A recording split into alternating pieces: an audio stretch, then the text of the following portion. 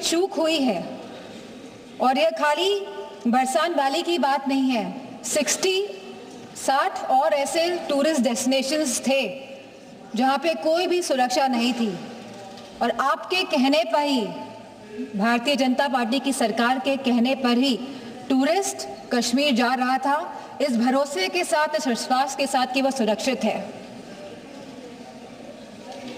और यह जिम्मेदारी अंतोगत इस सरकार ने, भारतीय जनता पार्टी के नेताओं ने क्या कहा कि यह जिम्मेदारी टूर ऑपरेटर्स की थी, वहां की सुरक्षा की, जो बहुत ही गैर जिम्मेदारा बयान है और साथ ही इनकी संवेदनहीनता को भी दर्शाता है। ऑपरेशन सिंदूर में जहां भारतीय सेना ने सटीकता से पाकिस्तान और पीओके के अंदर 9 टेररिस्ट कैंप्स या आतंकी ढांचों को तबाह किया, को निशाना बनाया, और जब हमारा पल्ला भारी दिख रहा था तो ये सीज फायर का जो अनाउंसमेंट हुआ, बात ये नहीं है कि सीज फायर का अनाउंसमेंट हुआ, बात यह है कि सीज फायर का अनाउंसमेंट किसने किया।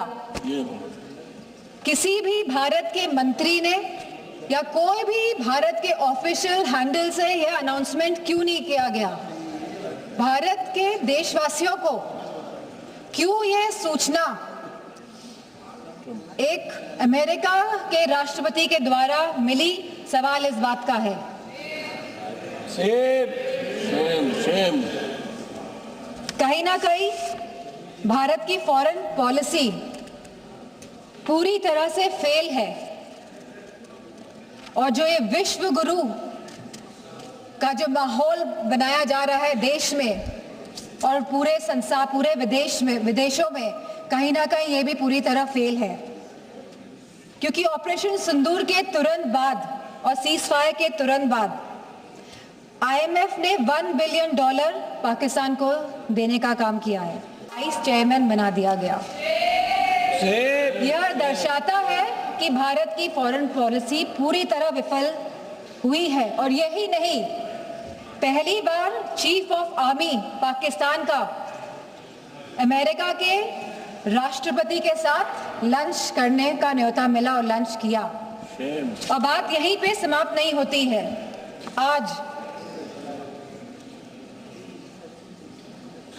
जनरल माइकल कुरेला को प्रेसिडेंट ऑफ पाकिस्तान ने प्रेस्टिजियस निशान-ए-इम्तियाज अवार्ड भी दिया है।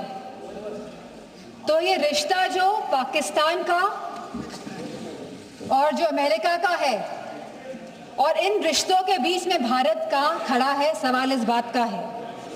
सवाल ये भी है कि अगर चीफ डिफेंस स्टाफ ने यह बात कही कि हमारे लड़ाकू विमान गिरे हैं, तो लड़ाकू विमान तो गिनती के हैं, आज नहीं तो कल तो पता ही चल जाएगा कि कितने लड़ाकू विमान गिरे।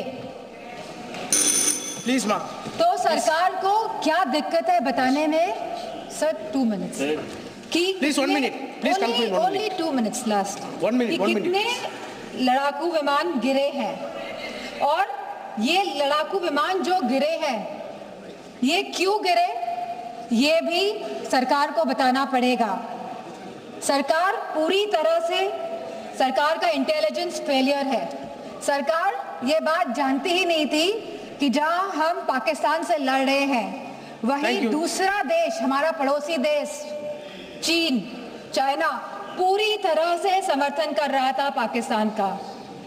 क्या ये इंटेलिजेंस फेलियर था, या ये एक्शनेबल इंटेलिजेंस को इग्नोर किया गया?